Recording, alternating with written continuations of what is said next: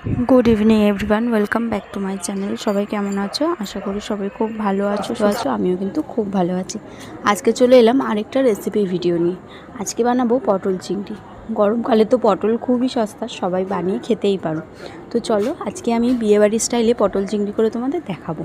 फार्स्टेই देखो चिंगड़ी माछगुलोके भालो करे केटे धुए परिष्कार करे निয়েছি।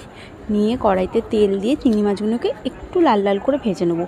ओभार कुक करबे ना, केनना चिंगड़ी माछ ओभार कुक करले खेते भालो लागे ना। तारपरे पटलगुलोके देखो आमी खोसा छाड़िए अल्प अल्प खोसा रेखे माछखान दिए दु टुकरो करे निয়েছি।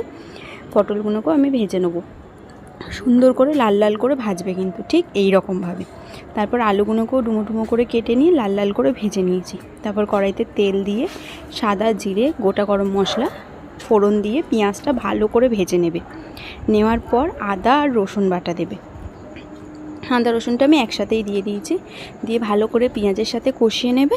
নেওয়ার পর একটা বাটির মধ্যে লঙ্কার গুঁড়ো, হলুদের গুঁড়ো, জিরের গুঁড়ো আর নুন ভালো করে গুলে একটা পেস্ট মতো বানিয়ে নেবে।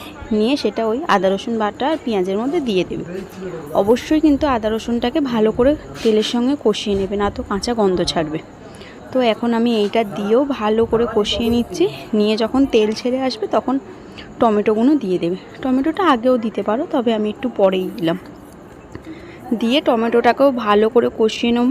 নিয়ে যে ভেজে রাখা আলুটা ছিল সেটা দিয়ে দেবো। দিয়ে আলুর সাথেও ভালো করে কষিয়ে নেবো যতক্ষণ না সেদ্ধ হচ্ছে। আলুটা তো প্রায় 90% সেদ্ধ হয়েই ছিল, কারণ আমি ঢাকা দিয়ে খুব সুন্দর করে ভেজেছিলাম।